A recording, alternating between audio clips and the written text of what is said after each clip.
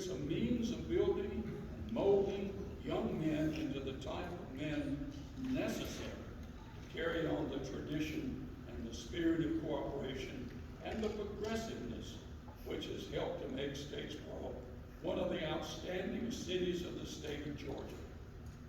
Your future is limitless.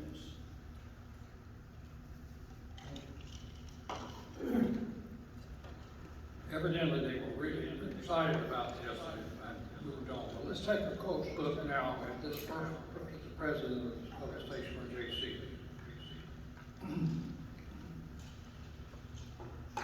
Josh and Mary had just finished college, Georgia Teachers College, in the class of 36.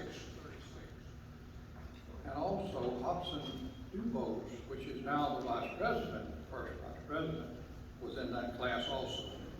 Others that we may remember doing this, not associated directly with the Jaycees, but I thought it was something unusual. There was a lady that graduated in that class. Her name was Evelyn Matthews. There was a man that graduated in that class named Bob Pound, Robert Bob Pound. Naturally, they married and had a family and raised in Statesboro.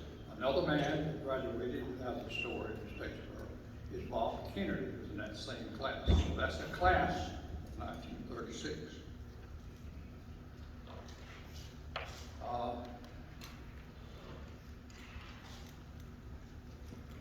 It was time for the class of Jaycees to start some projects, and so they started at ground level. They started on, actually, it was literally the ground level. They was to organize a marble contest, a countywide marble contest for boys 13 years of age, and Mooney Prosser won that contest. The Jaycees paid for the trip to Atlanta, paid in the state championship, and nobody knows anything else about that contest. They established the first Boy Scout troop in Statesboro, troop number 40. They sponsored it for a good while, and then it was shipped over to the First Baptist Church. We kept it there for 70-odd years before it was discontinued. However, we still have still have Boy Scouts in Bullitt County, and we use them quite often.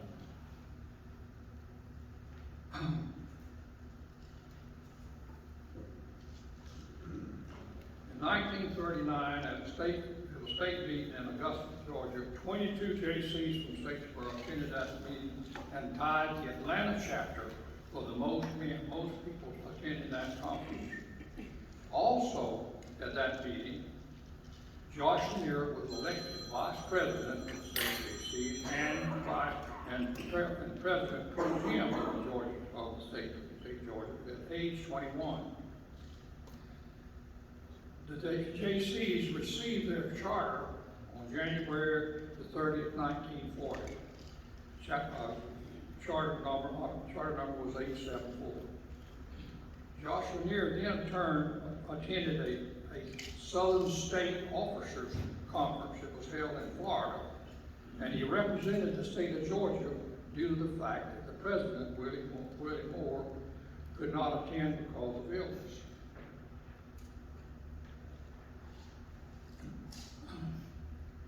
Now, World War II was beginning to wind up when it get started all the way, and had some, I had it registered for the draft, etc. And it said that the Jaycees lost about 20 members during that era of 1941 up to 1946.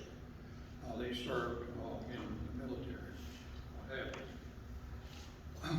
But Josh had to register himself for the draft at age 23. This is what a register card looks like. Josh Dutchfield Lanier, address 203 Savannah Avenue. Telephone number, Statesboro telephone number was 243R. And it had a person that could be contacted at this address was Sidney Lang Lanier. And it said the relationship to him, and it was his brother. And H.W. Smith Jr. Now, he went on and joined the Army Air Corps and was stationed in Texas for a while and then at Fort McPherson, and he did serve some time in the Army Reserve after that. He died January 17, 2005 at the age of 87. That's my age.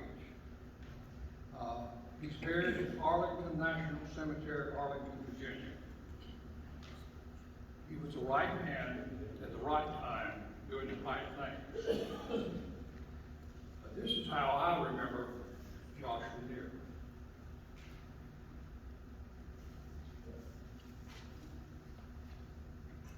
One other president, it was very unique and very, very unique. In 1942, Paul Franken Jr. was elected president of the Jaycees. He served until October of that year and went into the military. And Vice President Wendell Berg took over as president while he was gone. When Mr. Paul finished, he came back, he got back into the Jaycees and was elected a director. They immediately made him public service on the Public Service Committee and was chairman of it. They didn't waste any time. They submitted a resolution to the city council on road safety. Set the speed limit at 20 miles an hour, coming to a complete stop at a red light when turning red, painting the center lane with yellow paint. That was part of safety. Later on, he was elected vice president, still in the safety business. They conducted a project that was called Fire Safety Week. And then the mayor, H.F. Hooks, proclaimed October the 5th to the 11th is Fire Protection Week, and we have that still going on today. Lastly, in 1945-46, still in the safety business, they submitted a home fire protection and community resolution. That project was sent to the state, and in that category of safety, it won the first prize, and that was the first project that the Statesboro Jaycees won at the state level. Now, Jack's going to follow me, and he's going to pick up in the 1940s and go through 1966. 1966, and then we'll wind it up and again from the late 60s and early 70s. Thank you for your attention.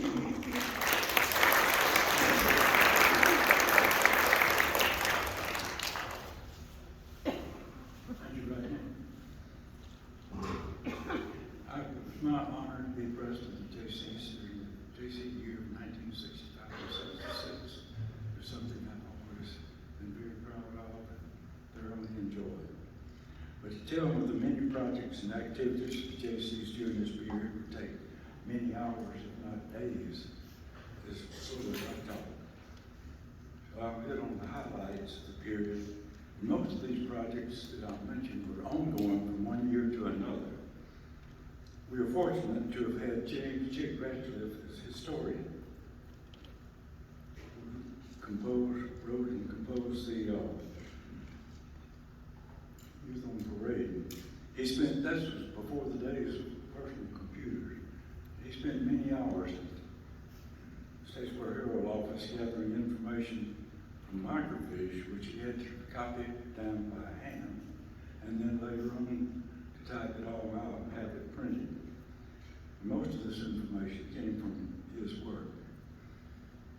In 1940, one of the most controversial projects was started and would not end until 1946. This was a showing of motion pictures on Sunday, which was forbidden by the 1938 by the City Council with backing from the Ministerial Association. Townspeople who wanted entertainment on Sundays challenged someone to come forth and oppose the council. The Junior Chamber accepted the challenge. A public opinion poll was held, and 599 of the 724 voted to have Sunday movies. Jaycees presented this to the city council, and they voted twice more to have no Sunday movies. But the Jaycees were persistent, and on the third vote, months later, they relented with certain restrictions such as hours and contents of movies. The controversy lasted until 1946, when the Ministerial Association was given the right to reject the showing of any movie they deemed inappropriate. The club was given a portion of the admission fees during this period for their efforts in obtaining the rights to show that movies on Sunday. This source was used to partially fund the college scholarship fund, the swimming pool at the recreation center, and many other projects throughout the years. And a sort of a repeat, the membership thrived through 1940, when the military draft was started and the local National Guard was called out active duty. Since the age requirements for the junior chamber and for the draft were both from 18 to 35, many members went into one of the services, severely decreasing the membership. Pearl Harbor was attacked on December the 7th, 1941, resulting in an increase in draftees as well as many volunteers. Membership continued to drop to less than 25% of pre-war numbers. The remaining members continued to be active with many projects, including scrap drives, war bond sales, tuberculosis Christmas seal drive, traffic control difficulties, which included speed limits, location of stop signs, marked parking spaces, and center lines. Hard to believe it didn't have that. In 1942, all three of the Coleman brothers, who were the owners of the Statesboro Herald and members of the junior chamber, entered military service, and the newspaper was shut down until 1946, when they returned. Many other former members and new members added to the growth of the club at this time.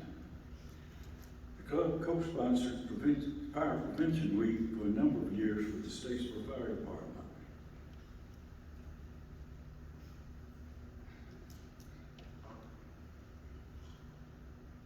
A registered to vote campaign was conducted to encourage citizens to vote in the future elections. An ongoing project was to get the swimming pool at the Recreation Department. It took almost 4 years of fundraising and donations to obtain the money to build the pool. But it was completed in time for the summer of 1949. In time, they would add a wading pool for tykes and a concrete foundation for the 30 by 60 foot picnic shelter and skating rink.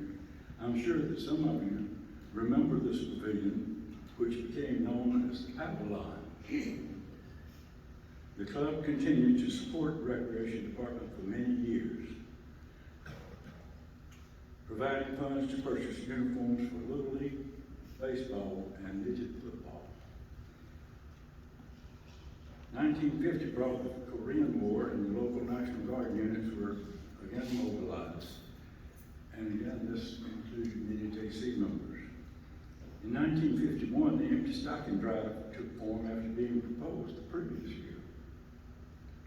The public was asked to donate items of clothing, non-perishable food items, toys, books, and cash. The Beaumont County Welfare Department determined the recipients. This project continued for many years with contributions and recipients growing each year. In 1952, Charlie Robbins was elected as state president, which became a memorial year. He was one of our own. And two of his daughters are with us today. Flagpoles and flags were bought for many of the new schools which were being built during the early 1950s. Membership continued to increase following the war years and reached 90 in January of 1955. However, it dwindled to 64 in April of 1957. Rabies, or mad dogs, which many of you remember, Drug use was prevalent during this time, and the Jaycees conducted a house-to-house canvass to count dogs and determine if they had had rabies shots. The report showed that 668 dogs had been counted, and that more than 99% had already had the shot or had one as a result of the survey. The first annual Labor Day coffee break was held in 1957. At that time, interstate highways were only thoughts held by forward-looking leaders. US 301 had become the major north-south highway and came into Statesboro on East Parish Street, turned left on North Main, and proceeded through the middle of town and through on South Main. 2 coffee stations were located on South Main Street to help promote safety during the long Labor Day weekend by offering a short rest for tourists. More than 900 cups of coffee and 400 cups of orange juice were served that first year, and 1,500 literature kits of Statesboro and Bullitt County were distributed. An all-time high participation was reached in 1963 when the coffee break was extended to 4 nights. More than 2,900 cups of coffee were served to tourists during the 4-night operation. Various means were used to provide funds for the various projects during the years, in addition to the revenue received from the Sunday movies. Raffle tickets were sold on motorboats, autos, tractors, and other useful items. Selling season tickets to Statesboro High School football games, selling newspaper and radio advertising, holiday basketball tournaments, delivery of telephone books, and sponsorship of circuses provided most of the funds. In 1962, the first of many annual horse shows was begun at the Statesboro Recreation Department. This activity would continue for years, and many thousands of dollars were contributed to the Recreation Department. Membership reached 100 in April of 1963, an all-time high. In 1963, also, the salient polio vaccine became available on a wide-scale basis. Dr. Albert Deal, who many of you remember, and others asked Jaycees to sponsor a mass oral vaccine immunization countywide program.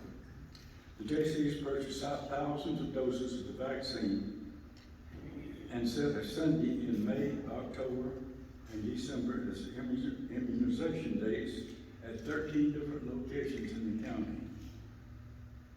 Doctors, nurses, and Jaycees were at each location. At the first Stop Polio Sunday, more than 21,000 residents responded.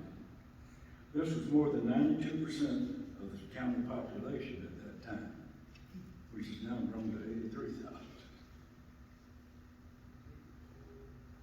At the first Stop Polio Sunday, or at the second Stop Polio Sunday in October, also resulted in more than 90% of the population turning out. In December, more than 20,000 citizens turned out in the rain to receive the final dose. There was no charge to the recipients for the vaccine, but donations were accepted, which resulted in a modest gain. A portion of that would be used to purchase a high-speed dental drill for the county health department. In conjunction with the second Stop Polio Sunday, a survey was taken to determine the feelings of our citizens concerning the county-owned hospital. 94% of those surveyed stated that improvements were needed, and 66% said they would be in favor of raising taxes to build a new hospital. The outcome of this survey would play a large part in a bond referendum that was held later and approved. The local Jaycees chapter, consisting of the wives of Jaycee members, was formed in 1964 and went on to become very active in local activities, including assisting Jaycees in many projects. Jaycee memberships grew to 115 this year, in 1964. Other projects sponsored during these years were Get Out the Vote campaign, Bloodmobile, Outstanding Young Farmer, Teenage Rodeo, Outstanding Young Educator, a College Scholarship Fund, continued, promotion of a Jaycee-backed hospital bond vote, and the long-standing Fire Safety Week, we started many years back. While most projects turned out well, some had unexpected results, like the school bus shelter, which was started in 1959. The purpose was to provide students who rode school buses a shelter from the rain and from cold winds in the wintertime. The shelters were paid for with advertising fees from local businesses. After a number of them had been placed throughout the county, complaints started coming in that they resembled an outhouse. This resulted in a redesign for the new shelters, remodeling of existing ones, and a decline in advertising sales. Also, a fundraising project involving the selling of Stuckey's candy, which passed after some severe controversy, lasted several months and resulted in a net profit of $21.25 and several boxes of stale candy. In 1965, the name of the organization was officially changed to the Statesboro Jaycees, in line with the name changes by the Georgia and United States Jaycees. The annual Labor Day coffee break that year resulted in more than 2,000 cups of coffee being served and 12 motel rooms, which were donated by motel owners, were awarded to tired tourists during the two-day event. 102 needy families, representing a total of 650 individuals, shared the thousands of items of clothing, food, and toys which had been donated by the public of the county. The Vietnam War was going full blast in 1965, and many protesters were taking to the streets and cities to lead demonstrations, burn draft cards and United States flags, and to make speeches condemning the war. The board of the Jaycees wanted to do something to show Bullock County servicemen stationed in Vietnam that the Jaycees appreciated what they were doing. The club decided that there were probably less than 10 local servicemen serving in Vietnam, and each would be sent a Claxon fruitcake and a Christmas card. With the help of the radio station and local newspaper, a call went out asking for the names and addresses of friends and relatives who were in service in Vietnam. Much to the surprise of everyone, more than 35 names and addresses were secured. Post 90 of the American Legion, the Bullock Herald, and the Jaycees sponsored a full-page ad in the November 11, 1965 edition of the newspaper, commemorating Veterans Day and urging readers to write to their servicemen, whose names and addresses were also listed, and express their appreciation for the job they were doing. Later, at the fall state board meeting, this project was selected as the outstanding project of the quarter in Georgia. This was quite an honor, since 176 Jaycee chapters in the state were eligible for it. Practically every Georgia governor, from Ed Rivers to Jimmy Carter, attended a local Jaycee meeting during this period as a prime speaker. Membership reached 135 at the end of this period. Jaycees received wonderful media coverage during this era by Leodell and T.C. Coleman at the Bullock Herald, and from Tom McDougal and Ray Shader at WWNS, Statesboro radio station. Thank you.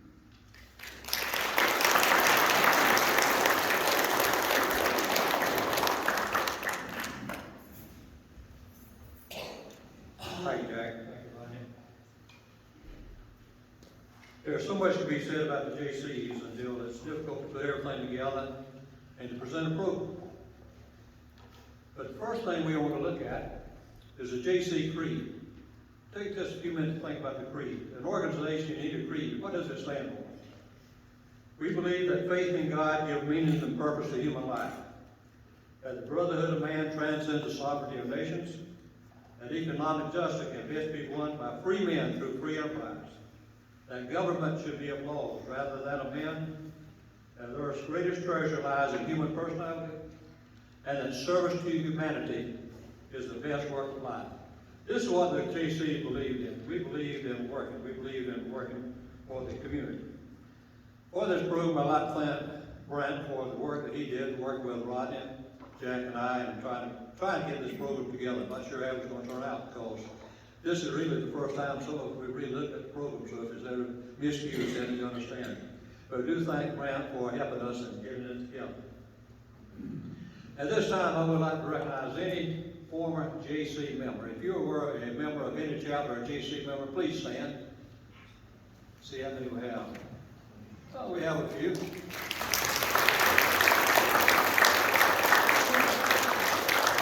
Now the Jaycees were very, very instrumental for the Jaycees for the project that we did. So any Jaycee members? Do you have any Jaycee former members in it?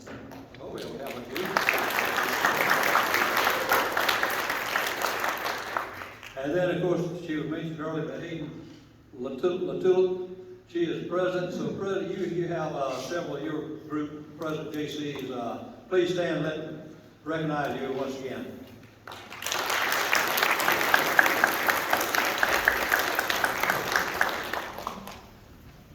Today we have heard of the services and activities of the Jaycees spanning the years from 1938 to 1966. The compilation of the Jaycee history was conceived, prepared, and written by our very own Chick Radcliffe. He was president for 1967 and 66 and 1967. Chick is no longer with us, but we do have someone very special. Joanne Radcliffe is with us today, and we thank her for being here. Chick was tireless in his effort to write the history of the Statesboro Jaycees, and the committee members included myself, Roy Bucky Akins, Edmund Shepard, Freeman Bucky O'Neill, and Jack Henry. I still don't know how, where, or when he was able to attain such information that he had for so many years. But today, he did, and we have a compiled copy, and a few of us, we do have a hardback copy of this book. But this book would not have been possible without the assistance from my employees that wanted to type and earn some extra money. So after hours and cooperation also with Leodell Coleman and the Statesboro Herald, they were able to type, and then we were able to print the book that you have here, the history. One would only have to read the local papers to know how much the Herald thought of the Jaycees and the numerous articles published during these years.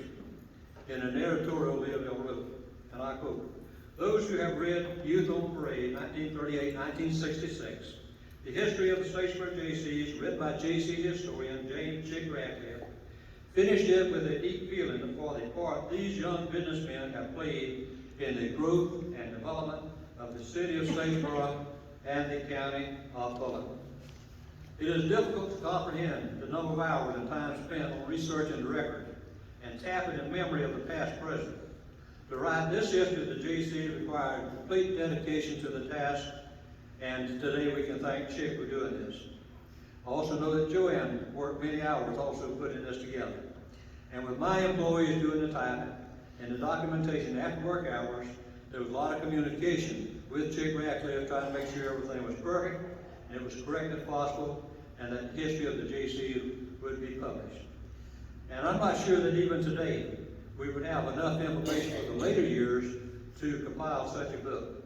And I think this is sad because I feel that history of the Jaycees or any organization for that part, it should be written down, it should be published, and it should be there for future generations to see. Now, the past president. Who were these men that started the Jaycee movement in Statesboro? And from this slide and other slides, you will recognize men that were small business owners.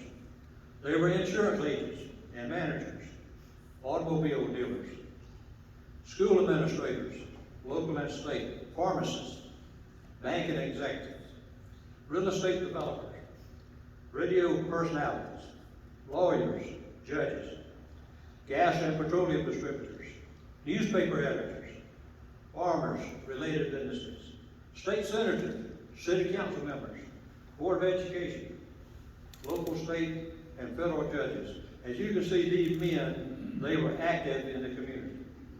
These men were responsible for so much of the growth of Statesboro and Bullitt County and the business district that we have. They would be operating their own business, working for someone else that allowed them time off. These men believed in the Jaycees organization and did much for its development. Not only were they active members, but for years afterward, they would respond when called upon for assistance, be it financial or encouragement. Charlie Robbins. Not only was he a local president, but Charlie went on to become a state president as well. He was a lifetime supporter of the Jaycees. As most of you know, he was Robin Franken Company and Robin Wieners. Who can forget those? What a terrific guy to know and to appreciate what he did. He gave his time, he gave his money to support us and to allow his employees to give as well. All one had to do was call, explain the need, and Charlie Robbins was there. We thank him for it. On the following president we had, the following years, we had as president Jack Henry, Chick Ratcliffe, and then I followed Chick. In the picture above, the one you should see here, I was being sworn in by Georgia President Lee Grogan of Columbus, Georgia.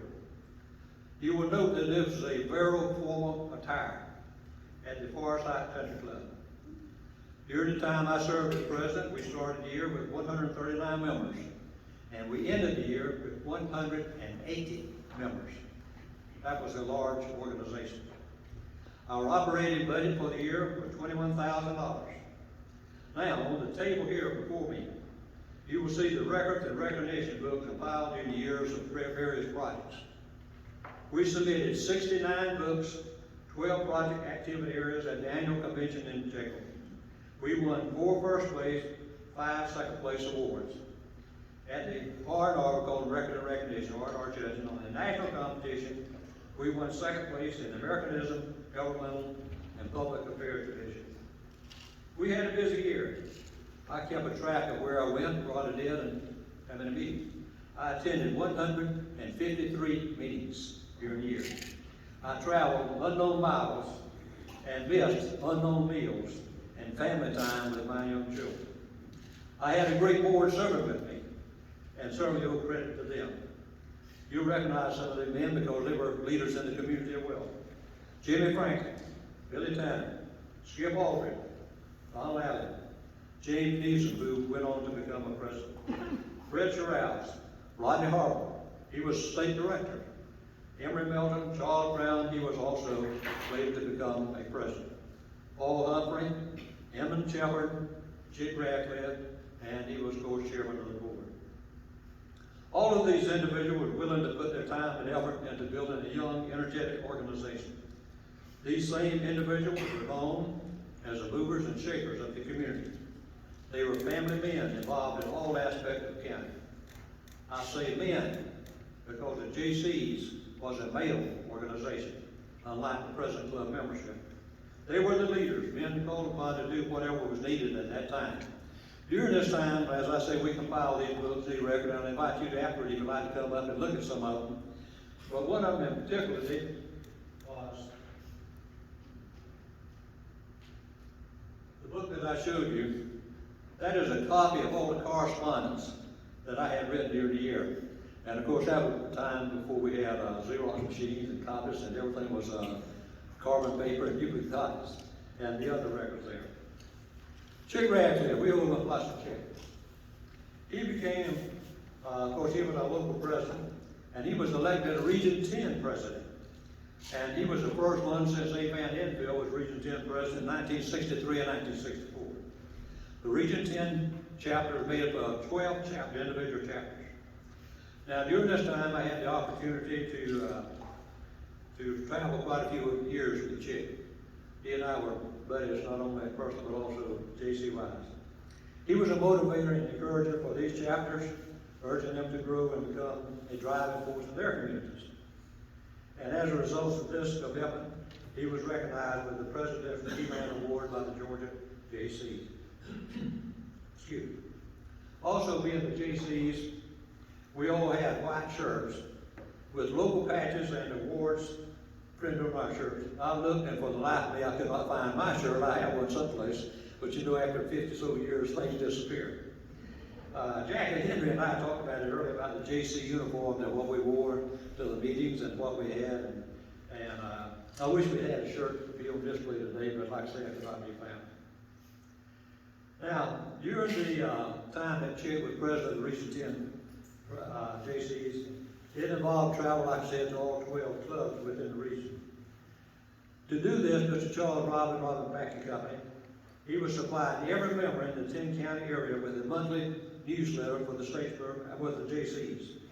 Also, Mr. Courtney Youngblood, at that time he was president of Dodge City here in Statesboro. He furnished Chick Ratcliffe the 1967 Dodge Charger to use for his term of office in traveling among and with the 12 chapter. And also, at that time, Chick also served on the 25-member state executive committee. So you see, the state JC was not just a local organization, it was a state as well. And believe it or not, we actually, at one time, we had a national JC president. And in the state of Georgia, at one time, we had an office located in Perry, Georgia. And during this time, we had JCs scattered throughout the organization and everything. And we had quite a few JCs within the state government. And it created quite a sensation when word got out that these employees were receiving JC mail, doing JC work, and JC business on state government time. That did not go well, and it was soon dismissed because somebody complained that we were doing JC work. Now, on this slide here, it shows the example of the projects adopted during the year 1965 and 66. As you can see, the JCs was a very active organization. We had internal projects for a JC event to include Speak Up and Spark Club. We had JC Week, and we honored our employers on Boston Night. We recognized our founders. And on the external project, we were busy with the horse show, coffee break, bloodmobile, get out of the boat, empty Stockton Drive, and so on. We were a busy organization. Yes, above it all, we actually have found time to work sometimes, but we were involved with the JCs. The JCs were not afraid to become involved in community activities. They adopted a resolution endorsing a proposal to construct a new courthouse in 1967. This was a big controversy, and one recommendation was to tear down the present courthouse and construct a new one. Some of you, I'm sure, will remember this. In a courthouse referendum in 1966, Bullitt County voted 2,172 against in 1945 for. Later, a referendum again in 1966, the voters turned down a proposal to improve, repair, and remodel and equip the existing Bullitt County courthouse with 4,133 against and 1,899 for. Of course, years later, you know, the courthouse was remodeled, the courthouse was saved, and we had additional buildings to accommodate the personnel court and court preservation. Another project we had that most of you can remember was the old hospital on Green Street and the need at that time for improvement. Again, the JC stepped forward and led the charge for addition and overall improvement. This was accomplished and it served the community for many years before the current East Georgia Regional was built and in use today. An internal project we had was a religious emphasis. It was on January 21st, 1968. The JCs attended church services at the Statesboro Primitive Baptist Church. Was it just by accident that Rodney and I both were members there? The church group attendance was an annual event of the chapter, and it was coordinated by the Christian Emphasis Committee. Let me say one thing about this time about people that you know and people that you work with and you establish a relationship with while you were a JC member. Rodney Harwell and I, of course, we may have been friends later on since we were members of the same church. Jack Henry, possibly not, because Jack was in another business. I didn't have any coordination with this business. Chick Radcliffe was in National Guard. I was in Army Reserve. I didn't have a relationship with Chick. But through the Jaycees, we came together and we became lifetime friends. And I'm talking about deep friendship too. I look at Robert Tanner sitting here. Robert and I, goes back to Jaycees many years ago with Robert and I worked together for a short time. But you build relationship. You build relationship with people, with families, with friends. And they carried on for years and years and years. Give the stocking drive. This was the annual event in early December where we collected clothing, toys, and food items to be used to make Christmas season a little more enjoyable for the less fortunate Statesboro residents. Donald Ramsey, local merchandiser in town, participated with a $10 suit trade-in, and the Georgia Theater with a food item admission. And the Statesboro Herald, they had numerous articles and vendor ads supporting and encouraging the JC Empty Stocking Drive. And again, thanks to the JSET, many hours were spent collecting, sorting, distributing the many items, clothing, food, and toys. And perhaps this was the forerunner of what we see today, but through another organization. The state of the city. Mayor Bowen delivered his state of the city message to the Statesboro Jaycees and being safe and solid. At that time, the city had an estimated population of 15,000 compared to 8,000 in 1960. Annexation was also a focus to expand the city from 3,000 to more than 5,000 acres. And at this meeting for the State of the Union, State of the State message city, all city council members were in attendance. And I think it's interesting to note that the mayor chose the Statesboro Jaycees to give his annual State of the City message to the Jaycees rather than to the Chamber of Commerce. I think that shows you how important the JC organization was during that period of time. And maybe, was it because the Jaycees, they were the leaders of the community at that time? Perhaps so. We had many projects. The Outstanding Young Farmer was a project we had here in Bullitt County. And of course, being an agricultural community, we had many outstanding farmers, and we had to only choose one. At that time, Bobby McToole was the winner for 1967. And the purpose of this program was to develop a rural-urban understanding and to develop a public appreciation and recognition of agribusiness by focusing attention on the achievements and accomplishment of the young men who are leaders in agriculture, America's largest industry. And thankfully that program is still being carried on today by another organization where we recognize our farmers. And I hope and pray that we will continue to do so. Now, during this period of time, we had the governor down on several occasions. As president, during that year, it seemed like I attended many meetings. As I mentioned earlier, I attended 153 meetings. And on this particular trip, Governor Maddox was the guest speaker at the JC Award Banquet. At that time, we announced the Outstanding Young Educator and the Physical Fitness Leadership Award. Now, unfortunately, I do not have the winner of the physical fitness that year, but Mr. Emory Anderson was the educator. As mentioned, Governor Maddox was the speaker. And that year, Linus Barrett was the chairman for the Physical Fitness Award. And most of you will remember Linus Barrett when he was our recreation director. And he then went on up to become state level to become a state director for Parks and Recreation. An interesting side note, when in Statesboro, Ralph Turner was his boss, but when Linus was promoted to state level, he was Ralph Turner's boss. We had 3 awards later on, same time. We had another one of this year, Mrs. Joanne Radcliffe. At that time, she was a teacher of primary, intermediate, special education classes, Brooklyn Elementary. She was named the Outstanding Young Educator.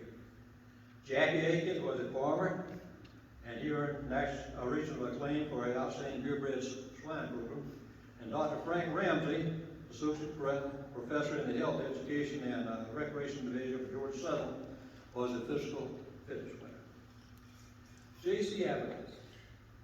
If a JC needed anything, they only had to call Charlie Robbins, Don McDougal, Leo Cole. They were the recipients of the Jaycee Advocate Award Outstanding Services to the organization. And in addition to Don McDougall of radio station WWNS, we also remember when Joe McLammer was there, along with Ray Shaver. And we certainly miss having a local radio station. We would have local news. And do you remember Swap By and Sell? Wasn't that something? Also, another side bit. Do you remember there was a certain lady in town? Of course, in Swap By and Sell, too, if you remember, you could not advertise what you were selling as, for your business or whatever. This particular lady, I know her name, but I will not call it. She would call in and say, I have something so-and-so to swap. And it's right next to this apartment I have for rent over 121 Kennedy Street. She would do that about once or twice a week. Quite a Federal affairs, we were involved. A special trip to Washington, D.C. on a federal affairs seminar, and I was delegated to go. Went to Washington, D.C., and at that time I had an opportunity to meet a congressman by the name of Gerald Ford, who later on became vice president and was president. At that time, we were involved in business affairs and everything, and so I attended a 3-day event in Washington, D.C. on the federal affairs seminar. Jolly Collie. We had a local newsletter sent to the Jaycee membership, and it was sponsored by Robbins Franken Company. And here again, that great old advertising slogan, reach for Robbins. We all remember that. At our state convention at Jekyll Island that year, by the way, we had a state convention there at Jekyll Island. We pretty well took over the Wanderer Hotel plus the others, and of course the Jaycees chapter from all over the state came in. And in that year we sponsored a hot dog meal for all of the Jaycees state of Georgia. Robbins Franken Company, Miller's Kids for Salads, Nurse Baking Company, they all supplied the food. And at that time we were supplying an IGA store in Jekyll Island, so it was the headquarters for all the food to come in. And we had a great time. It was a lot of work, as always, but it was a great time. The annual award banquet for the Jaycees, it was a big event of the year. On June 6, 1967, we had 191 people attending the annual award banquet. Now, here again, this was formal attire. The men, white jacket tuxedos. The ladies were dressed to the hilt. And the Farside Country Club was packed. It was a great event. We had many projects. Some of them have been alluded to. We had to Statesboro telephone directories. It was a 2-day event. Instead of mailing out the directories, the Jaycees delivered them. Of course, we were paid for that as a money-making project. Also, we had plastic covers for sale, 50 cents each. It had been mentioned too about the Labor Day coffee break. The free room were donated by the Paris Motel. One particular year, we came up with the idea to make a big coffee cup out of chicken wire. And then we stuffed that chicken wire with Kleenex or toilet paper and had a big white cup. It sat on the parking lot. It used to be the Piggly Wiggly across from the Baptist Church on South Main. And we worked that, and many, many people came by, as Jack mentioned. That was when 301 was a major thoroughfare. And it was interesting that we coordinated with the Statesboro Police Department, and you can imagine the surprise, what have I done? When they would pull over a car maybe filled with family. But instead of giving them a ticket, we gave them a free motel room for the night. Gun machine, we also had gun machines. We scattered gun machines throughout the city. It was money making that had the name of Jaycees on it. But something else we got involved in that you really wonder what was going on, we were going to do a survey whether or not to sell liquor in Bullock County. Can you imagine Jaycees saying we're going to do a survey? Of course, when we did that, what happened? Everybody said, well, the Jaycees are pushing for the sale of alcoholic beverages in Bullock County. That was not the intent. The intent was to see the public opinion. Almost 80% surveyed indicated at that time they favored the legalized sale of beer, wine, and liquor in Bullock County. As mentioned earlier, we were involved with the Vietnam. That was during the time of the Vietnam, and of course it was not good for some of us that served during the Vietnam era. Leodell Coleman had an article in the Uneasy Chair. In it, he published a letter that I had written to all Bullock Countyans, men that served in Vietnam, alerted them to the fact they would be receiving a Christmas gift from the Jaycees. Now, the Vietnam Memorial was an instrument that Jaycees were responsible for. This memorial is on Triangle Park at the junction of East Main and Savannah Avenue. The mayor of Macon, Georgia, Ronnie Thompson, came down as a guest speaker. And also, if I recall correctly, during that period of time, we had quite a few protesters show up. Unfortunately, cool heads prevailed and nothing really happened, but they did show up. Without exception, the building of the Jaycee Field at the Rec Center was the largest and the most pronounced project. This is Jaycee Field, conceived, developed, and built by members of the Statesboro Jaycees to become a part of the Fair Road Recreation Center and to be used by Little League, Pony League, Baby Root League, baseball team, and girls and men's softball team. The new facility at Jaycee Field will provide for a total of 76 teams, including 24 Little League teams. On April 1967, it was announced on the front page of the Herald that the Jaycee Field is ready for baseball season. On May the 25th, the Herald proclaimed that Jaycee Field was dedicated. And with this dedication, Rodney Harwell, General Chairman, was there to unveil the 1,200-pound marker. As the field was dedicated, probably 1,000 spectators turned out to see such personalities as Bill Coleman. He was the St. Louis Cardinal football linebacker, and Joe Petty, he was the Savannah newscaster, sportscaster. This dedication culminated 9 months of work for the Jaycees, and the affair was described by some as being akin to the World Series. Of course, it's been mentioned also about the annual horse shows that we had. It was a large, very large summer event. The first shows that were held at the football field was Statesboro High School. And of course, that later became a problem because being on the field and later on, boys got there to play football. And so in 1970, the show was moved over to the baseball field at Georgia Southern. And in 1970, we had 25 showcases, classes. We had 172 entries. Now, that doesn't mean there was 172 horses there, because some horses, in different classes. And, of course, we all remember Cy Waters. He was one of our local participants. Joe Johnson, also a show, his horse. And that year, we had more than $3,000 in prize money. The general admission was $1 advance, $1.50 a gate. And we had box seats, so for $12. And the proceeds from the horse shows were used to finance the Jaycee Field and what we had at the Recreation Center. Now, what is the Jaycee? We've talked about project. We've talked about organization. We've talked about what we've done, what we wanted to do, and what we strive to do in Statesboro and Bullock County. A Jaycee is ignorant, and he has a distorted sense of value. He is so ignorant that he doesn't know some things are impossible, and he goes ahead and he does them anyway. He is so backward that he still believes in the old ideas that made this country great.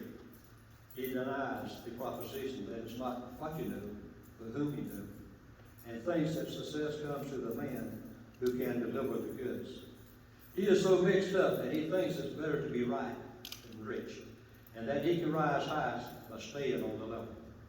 He thinks it is better to be free than to be secure, and he looks for a helping hand at the end of his own arm.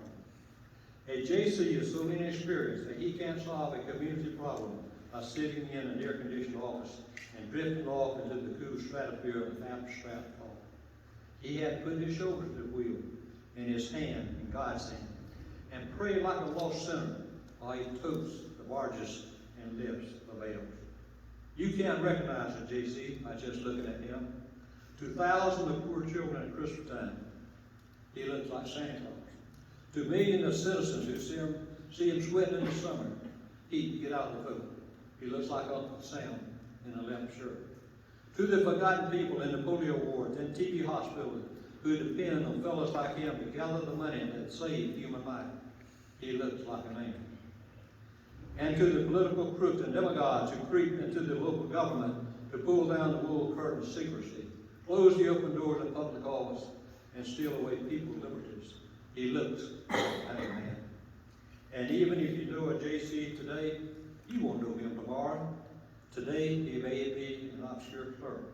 But after a while in the Jaycees, after getting into the bloodstream of community affairs, he'll be hiring and firing clerks by the dozen. Today, he may be a follower. Tomorrow, he'll be a leader. But in the meantime, he will spend time on committees or running around on cold nights helping some kind of improvement project, or standing on the street corner with a loudspeaker telling people to kill, go out and vote, and go and come, and listen, and be concerned. And he'll start getting public recognition, and people he doesn't know from Adam will call him by name on the street. And he will be on speaking terms with hundreds he never knew before, and his boss will begin to realize what a valuable employee he is. And his fellow citizens will be turning to him for leadership. And he'll be lucky if his wife loves him enough to light the difference, because he doesn't spend more time at home. But his real reward will be the comfortable realization that he is doing things that build communities and states and nations. He can say with solemn pride that while others stayed in the background, he came forward and threw down a gauntlet to every problem or injustice that hung over his community and his neighbor. He can say that while others were following the crowd, he followed his conscience, and that he was working to keep every dot and dash in the Constitution while others were concerning themselves only with putting dollar signs on the leaders. When some were merely yelling, "Throw the rascal out," he was ready to step in, while others just pointed at the dirt. He was swinging the broom. Thank you.